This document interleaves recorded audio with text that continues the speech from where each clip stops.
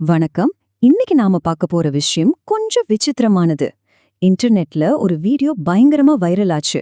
அதுவும் இஸ்ரேல் பிரதமரை பத்தின ஒரு நம்பவே முடியாத கதையோட. அதாவது இஸ்ரேலோட பிரதமர் உண்மையிலேயே ஒரு மனுஷனா இல்ல ஒரு ஆர்டிஃபிஷியல் இன்டெலிஜென்ஸ் அதாவது ஏஐயால உருவாக்கப்பட்டவரா? கேக்குறதுக்கே ரொம்ப விசித்திரமா இருக்குல்ல. சரி, இந்த மர்மம் எப்படி ஆரம்பிச்சதுன்னு முதல்ல பார்க்கலாம். சமீபத்துல பிரதமர் நெதன்யாகு ஒரு வீடியோ மெசேஜ் கொடுத்தாரு. ஆனா அந்த வீடியோ உலகத்தோட கவனத்தை ஈர்த்தது அதுல இருந்த செய்திக்கு இல்ல. அதுல தெரிஞ்ச ஒரு சின்ன ஆனா ரொம்ப விசித்திரமான ஒரு பிழைக்காக தான். சரி, அப்படி என்னதான் அந்த வீடியோல இருந்துச்சு? ஒரு நாட்டு பிரதமரையே ஏஐன்னு சொல்ற அளவுக்கு அதுல என்ன மர்மம் இருந்துச்சு? வாங்க, இந்த வதந்திக்கு காரணமான அந்த குறிப்பிட்ட காட்சி பிழைய கொஞ்சம் ஆழமா பார்க்கலாம். அந்த வீடியோல நெத்தன்யாகு பேசும்போது தன்னோட கைய வேகமா அசைக்கிறாரு.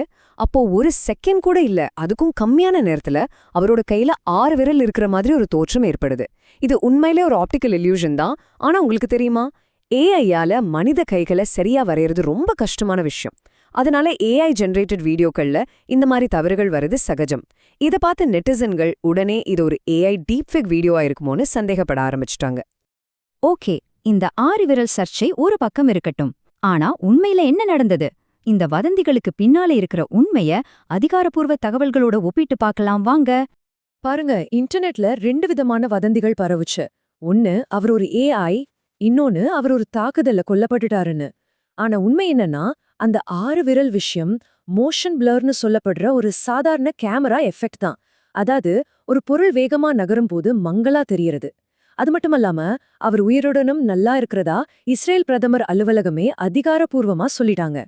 ஒரு சாதாரண கேமரா பிழை ஒரு நாட்டு தலைவர் உயிரோட இருக்காரா இல்லையான்னு ஒரு பெரிய விவாதத்தையே உருவாக்குதுன்னா அதுக்கு என்ன காரணமா இருக்கும்? யோசிச்சு பாருங்க.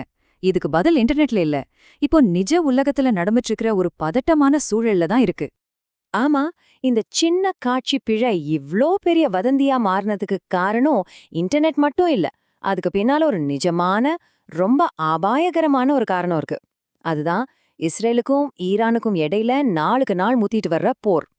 இந்த போர்ல எதிரி நாட்டு தலைவர்களை குறிவச்சு தாக்குறது ஒரு வெளிப்படையான யுக்தியாவே மாறிடுச்சு.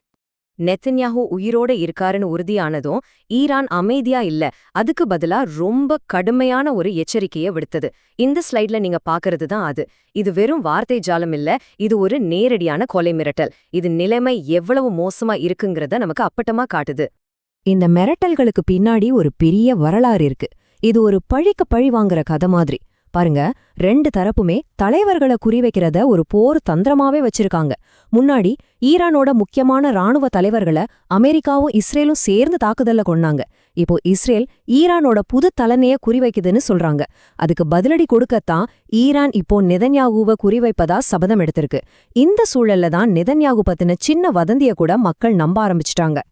சரி, தலைவர்களை குறிவைக்கிறது ஒரு பக்கம் இருக்கட்டும், இந்த போருக்கு இன்னொரு முகம் இருக்கு. அதுதான் பொருளாதாரம். இது ரொம்ப முக்கியமான ஒரு விஷயம். ஆனா நாம அடிக்கடி இத பத்தி பேசுறதில்ல. இந்த போரோட பொருளாதார ஏற்றத்தாழ்வை இது ரொம்ப தெளிவா காட்டுது பாருங்க. தாக்குதலுக்கு ஈரான் பயன்படுத்துற ஒரு ட்ரோனோட விலை என்ன தெரியுமா? வெறும் $20,000. ஆனா அந்த ட்ரோனை தடுத்து அழிக்கிற ஒரு பேட்ரியாட் ஏவுகணையோட விலை $3 மில்லியன், அதாவது $30 லட்சம். கொஞ்சம் யோசிச்சு பாருங்க, ஒரு மலிவான தாக்குதலை தடுக்க அதோட மதிப்பை விட 150 மடங்கு அதிகமா செலவு பண்ண வேண்டியிருக்கு. ஆமா, $3 மில்லியன். இது ஒரே ஒரு ட்ரோனை சுட்டு வீழ்த்துறதுக்காகிற செலவு மட்டும்தான். ஒருவேளை ஈரான் நூத்துக்கணக்குல ஆயிரக்கணக்குல ட்ரோன்களை ஒரே நேரத்துல அனுப்புனா இந்த ஆகும். அப்போ தற்காப்பு செலவு எங்கேயோ போயிடும் இல்லையா? இந்த கட்டுக்கடுங்காத செலவுனால என்னாகுதுன்னா, அமெரிக்கா இஸ்ரேல் 2 நாட்டுக்கிட்டையுமே இந்த தற்காப்பு ஏவுகணைகளோட கையிருப்பு வேகமா குறைஞ்சிட்டு வருதுன்னு ரிப்போர்ட்டுகள் சொல்லுது. இது போர் நீண்ட காலத்துக்கு போச்சுன்னா ஒரு பெரிய சிக்கலை உருவாக்கும். இந்த பொருளாதார போர் ஒரு பக்கம் நடந்துட்டு இருக்கு, இன்னொரு பக்கம் இந்த மோதல் மற்ற நாடுகளுக்கும் பரவ ஆரம்பிச்சிருக்கு. ஆமாம், இந்த போர் இஸ்ரேல் ஈரானோட நிக்கல. இதோட தாக்கம் எப்படி இருக்கு, இனி என்ன நடக்கும்னு பார்க்கலாம். போர் ஆரம்பிச்சு 16 நாளைக்கு மேலாகுது. இப்போ இதோட தாக்கம் வளைகுடா நாடுகள் முழுக்கவும் பரவ ஆரம்பிச்சிருக்கு. துபாயில குண்டு வெடிக்குது, அபுதாபில இருக்கிற முக்கியமான விமானப்படை தளம் தாக்கப்படுது, குவைத் சர்வதேச விமான நிலையம் மேல குண்டு வீசுறாங்க. இதெல்லாம் என்ன காட்டுதுன்னா, இந்த மோதல் அந்த பகுதியோட அமைதியே குலைச்சிட்டு வருது. பல வருஷங்களா துபாய் குவைத் மாதிரியான வளைகுடா நாடுகள் தொழில் முதலீட்டுக்கும் சுற்றுலாவுக்கும் ரொம்ப பாதுகாப்பான இடங்கள்னு ஒரு பேரை சம்பாதிச்சு வச்சிருந்தாங்க.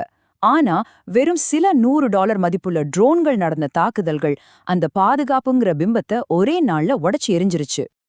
இப்போ கடைசியா ஒரே ஒரு கேள்விதான். செலவு இவ்ளோ அதிகமாகி போர் பரவிக்கிட்டே போகுது. இந்த நிலைமையில யாருகிட்ட இருக்கிற ஆயுதங்கள் முதல்ல தீர்ந்து போகும்? ஒரு பக்கம் ரொம்ப மலிவான ட்ரோனை வச்சு தாக்குற ஈரான், இன்னொரு பக்கம் கோடிக்கணக்குல செலவு செஞ்சு தற்காத்துக்கிற இஸ்ரேலும் அமெரிக்காவும். இந்த ஆயுத பற்றாக்குறைங்கிற போர்க்களத்துல யாரு முதல்ல தோத்து போவாங்க? இந்த கேள்விக்கான பதில்தான் இந்த போரோட வெற்றியாளரை தீர்மானிக்க போகுது.